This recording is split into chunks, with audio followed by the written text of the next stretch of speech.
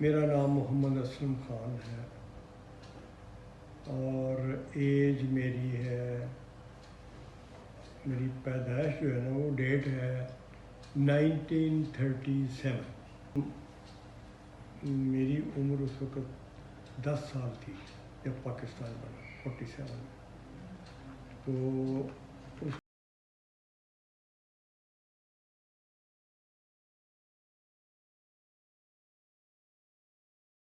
اور جو ہماری لائف بچپن کی گزری وہ ہندوؤں میں گزری، ہندو مسلمان کمبائن ہم رہتے تھے، وہ بھی بتاتا ہوں۔ جو بھی واقعات ہمارے ساتھ ہوتے تھے وہ میرے لیے یا بچپن میں نارمل تھے۔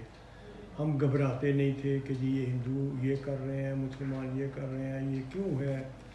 اب جب ہم ان سے علیحدہ ہوئے تو اب ریئلائز ہوا کہ وہ تو بہت کچھ باتیں بڑی غلط تھیں، کچھ یہ تھا وہ تھا۔ اب ریئلائز، اس وقت زندگی عام تھی، گزارا ہو رہا تھا۔ وہ کیا ہو رہا تھا کہ ہندو ہم مسلمانوں سے نفرت کرتے تھے، جس کی مثال یوں ہے کہ میری عمر اس وقت تو ہے جی، میں کچھ 4 سال کا واقعہ، یعنی 4-5 سال کی ایج میں ہندوؤں کی گلی میں ہمارا ایک گھر تھا مسلمانوں کا، اور ایک تھا ایک اور مسلمان کا گھر، باقی سب ہندو تھے۔ تو اس ایج میں ان کے جو بچے اور میری ایج کے ہم دوست ہوتے تھے۔ وہ ہندو مسلمان والا مسئلہ ایک علیحدہ تھا، لیکن دوست ہوتے تھے۔ اب دوستی کے دوران میں کیا ہوتا تھا، وہ ہمارے گھر آ جاتے، میرے ساتھ آ جاتے تھے جو میرے ایج ہم عمر تھے، میں ان کے ساتھ ان کے گھر چلا جاتا تھا۔ تو ہوتا کیا تھا کہ جب ہم دونوں کھیل رہے ہیں، ایک ہندو اور میں اس کے ساتھ ان کے گھر میں جا کے، تو اس کے ہاتھ میں کبھی کوئی کھانے والی چیز پڑی ہوتی، مثلا روٹی ہے، اس کے ہاتھ میں ہے، تو میرا اگر اس کو ہاتھ لگ گیا کھیلتے کھیلتے، اس کی باڈی کو ٹچ کر گیا، تو وہ کہتے تھے میری یہ ہاتھ میں روٹی ہے، وہ لفظ تھا پنجابی میں تھا کیا، یہ روٹی میری پٹی گئی۔ مقصد یہ کہ ناپاک ہو گئی، وہ کہتے ہیں پٹی گئی۔ تو وہ سمجھتے تھے کہ میری یہ مسلمان ہے، ہمیں وہ مسلح کہتے تھے، مسلح کا ہاتھ لگ گیا لہذا میری روٹی ناپاک ہو گئی، یہ ان کا دن۔ پھر کبھی کھیلتے کھیلتے وہ جو کھانا پکاتے تھے اس کا ایک ہوتا تھا پلیٹ فارم، تھڑا، تو تھڑے پہ چولہا لگا ہوا ہے، انہوں نے کھانے پینے کی چیزیں وہاں رکھتے تھے۔ تو کھیلتے کھیلتے ہم دوڑ رہے ہیں ان کے گھر میں تو تھڑے پہ میں چڑھ گیا جہاں پہ وہ کھانا پکاتے تھے۔ تو انہوں نے میں اپنی ماں کو بتایا کہ میرا کہ یہ مسلمان جو ہے یہ تھڑے پہ چڑھ گیا ہے، اس کے پیر اس کے اوپر آ گئے ہیں۔ تو انہوں نے یہ سمجھا کہ یہ بھی ناپاک ہو گیا، پٹیا گیا۔ تو وہ پھر کیا کرتے تھے کہ اس کو لیپ کرتے تھے گائے کے ڈنگ سے، گوبر سے، اس کو جب لیپ کرتے تھے تو وہ کہتے تھے اب پاک ہو گیا، اب ٹھیک ہو گیا۔ تو یہ ایک روٹین تھا جس کو ہم کو عجوبہ نہیں سمجھ، آج آپ عجوبہ سمجھ رہی ہو کہ یہ بھی ہوتا تھا۔ تو ہمیں محسوس نہیں ہوتا تھا، ہمیں روٹین کی بات یہ تھی کہ ہاں یہ تو ہو رہی ہے۔ یہاں تک یہ ہوتا تھا کہ ہمارا گھر جب تو انڈے کھاتے تھے تو انڈوں کے چھلکے وہ ڈسٹ بن میں پھینک دیتے تھے، تو پھر بعض اوقات وہ کوا آتا تھا، وہ چھلکا لے جاتا تھا، وہ چھلکا کوے کھاتے تھے۔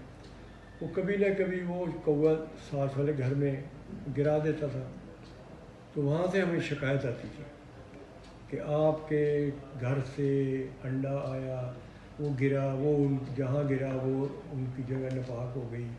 تو یہ تھا ان کا بیہیویئر ہمارے ساتھ، مطلب کہ تو اب ریئلائز ہو رہا ہے کہ کیا یہ عجیب باتیں تھیں کہ اتنی نفرت مسلمانوں سے، لیکن اس وقت ہمیں نفرت کا لفظ نہیں تھا، وہ ایک روٹین تھا کہ وہ زندگی میں گزارنا ہے۔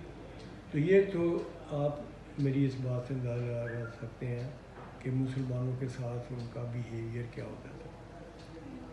تو اس کے بعد आ गई एज बड़ी 47 का वाक़या। 47 के एज में मैं कोई 8-9 साल का था, 9 या 10 साल का। तो एक मुसलमान जहाँ हम दूसरे शहर में, ये मैं एक था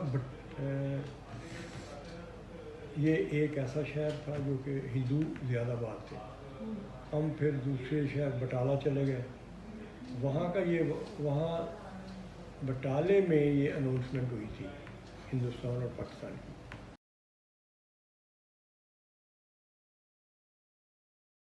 तो एक मुसलमान आया ऐलान करने के लिए कि हमारा ये जो इलाका है डिस्ट्रिक्ट गुरदासपुर बटाला पाकिस्तान में आ गया, और बड़ी खुशी से वो इन्फॉर्म कर रहा था हमें। तो हम लोग बड़े खुश हुए, और उसके बाद फिर मुसलमानों ने पाकिस्तान के झंडे लगाने अपने घरों पे लगाए।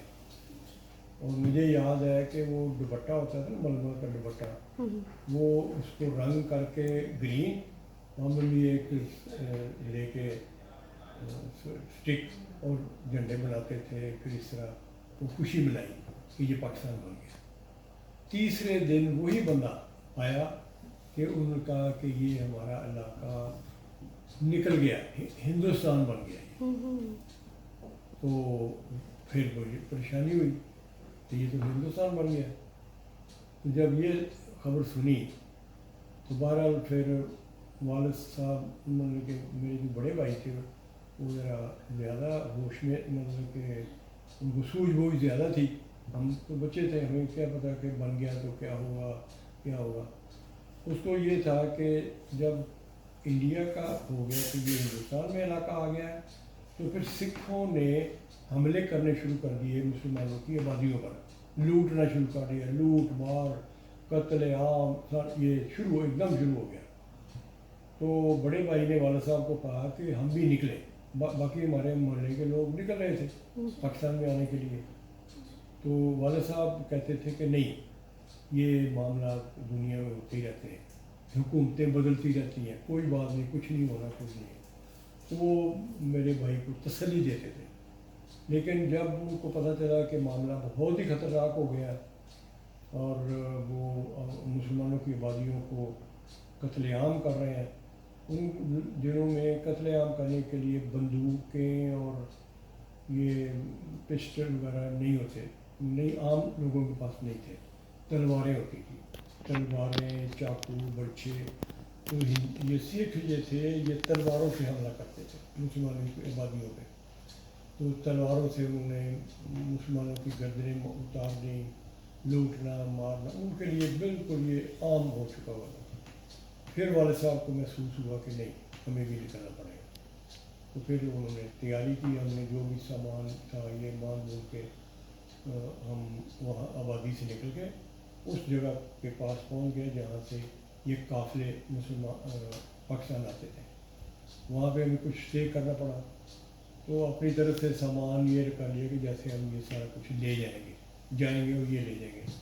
जब हालात इतने तंग और बिगड़ते गए और कत्ले आम हो गई, तो फिर हमें कोई सवारी भी नहीं मिल रही ले जाने के लिए पाकिस्तान, कोई कमी कुछ नहीं मिल रहा।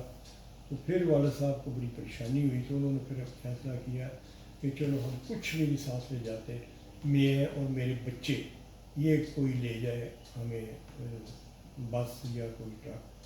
तो वो नहीं, सब मतलब कि ऑक्यूपाइड थे।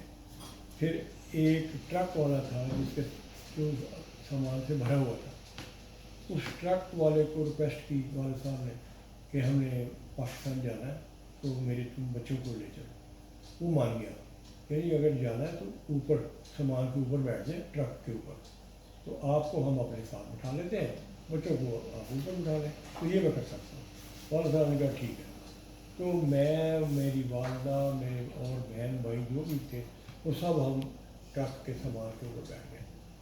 और उन दिनों में अगस्त का महीना था, बारिशें हो रही थी, सैलाब आए हुए थे, और हम बर्फ़ी हो रही है, تو ہم اوپر بیٹھے ہوئے ہیں اور والدہ بھی بڑی سہمی ہوئی ہیں. وہ سہمی اور ڈر یہ تھا کہ سکھ نہ آ جائے, جتھا نہ آ جائے اور وہ ہمیں مار دیں گے. تو دعا یہ مانگتے تھے کہ اللہ ہمیں صحیح سلامت پاکستان پہنچا دے, مطلب کہ سکھوں کے قبضے میں نہ ہم آئیں. تو اس نے ٹرک والے نے کہا جی میں نے آپ کا کوئی سامان نہیں رکھنا, صرف آپ کے ممبر آ جائیں. والد صاحب نے کہا ٹھیک ہے. تو پھر جو بھی تھا والدہ کے پاس اور والد صاحب کے پاس ایک بندوق تھی. تو پہلے دنوں میں تو ہمارے حملہ نے سکھوں نے نہیں کیا کہ ان کو پتہ چل گیا تھا کہ ان کے پاس بندوق ہے, کیونکہ جہاں جس کے پاس بندوق ہوتی تھی وہ اس سے ڈرتے تھے. تو پھر ہمارا سفر شروع ہوا پاکستان آنے کے لیے. راستے میں بڑے مطلب کہ حالات دردناک اور یہ برے, جانور ادھر ادھر بھاگ رہے ہیں, بارش آئی ہے, سیلاب آ ہوا ہے, سڑکوں پہ پانی ہے. اور یہی خبریں سنتے تھے کہ امرتسر کے نزدیک گاڑی انہوں نے روکی ہے, سکھوں نے روک کے اس گاڑی کے اندر جتنے بھی مسلمان تھے ان کو تلواروں سے شہید کر دیا, ماؤں کے سامنے بچوں کو مارا کاٹا. یہی خبریں ہم سنتے تھے. تو ان خبروں سے گھبراہٹ ہوتی تھی, تو اس لیے والدہ, اور یہ بھی مجھے یاد ہے کہ والدہ یہ دعا مانگ رہی تھی کہ اللہ ہمیں صحیح سلامت پاکستان پہنچا دے, وہاں جا کے ہم مٹی کے برتنوں میں گزارا کر لیں گے, برتنوں سے روٹی کھا لیں گے, یہ کر لیں بڑا اپنے آپ کو, تو ہمیں صحیح سلامت پہنچا دیں. تو یہ پھر ہوا کہ ہم ملٹری کی ایک جو جیپیں تھیں اور کوئی 25-30 تھی بسیں, یہ اس کو ہم بولتے تھے قافلہ. یہ قافلہ پھر آ گیا لاہور کی طرف. تو ہمیں الحمدللہ کوئی ایسا واقعہ نہیں پیش آیا. میری 2 بہنیں تھیں بڑی جن کی شادی ہو چکی تھی, وہ تھیں ادھر پٹیالہ علاقے میں. انہوں نے وہاں سے پاکستان آنا تھا, ہم نے ادھر سے جانا تھا. ہمیں کچھ نہیں پتہ وہ کہاں ہیں, آ رہی ہیں نہیں آ رہی ہیں. جب ہم پہنچ گئے تو یہاں پھر کیمپ میں ٹھہرے. کیمپ میں ہمیں کوئی عزیز مل گئے, وہ انہوں نے پھر ہمیں اکوموڈیٹ کیا. وہ اسی طرح کوارٹروں میں ان کو پناہ ملی تھی. تو بہرحال وہ دن گزرے. پھر اب والدہ کو فکر تھا میں اپنی 2 میری بہنوں کا, ان کا کیا ہے, تو ان کا نہیں پتہ چل رہا تھا. تو بہرحال روزانہ جاتے تھے والد صاحب کیمپوں میں ڈھونڈنے کے لیے کہ وہاں اس علاقے سے کوئی قافلہ آیا تو اس میں میری بچیاں ہیں. تو بڑی ڈھونڈ جا, کافی دنوں کے بعد, مہینوں کے بعد ان کے سسر ملے. ان سے پھر پتہ چلا کہ وہ ملے اور 2 بہنیں جو تھیں وہ زندہ تھیں. ان کے شوہر شہید ہو چکے تھے.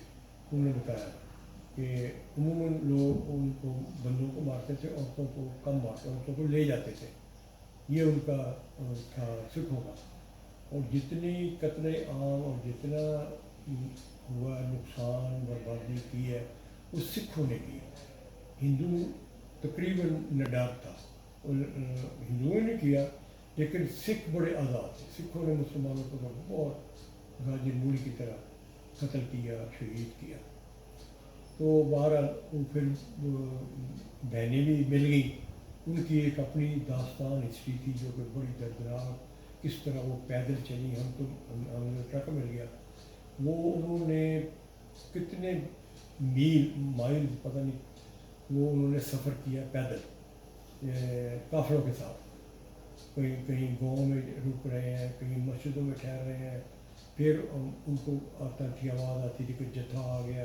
تو پھر وہ بھاگتی تھیں اور نہر کے کنارے پہ بھاگتی. اپنے انہوں نے واقعات مختصر میں بتائے کہ ان کے ڈر سے کہ یہ سکھ ہمیں لے جائیں گے, تو انہوں نے نہر میں چھلانگ لگا دی. نہر بڑی نہر تھی. چھلانگ بچے اپنا بچہ گود میں چل لیا, پہلے بچہ پھینکا پھر خود پھینکی.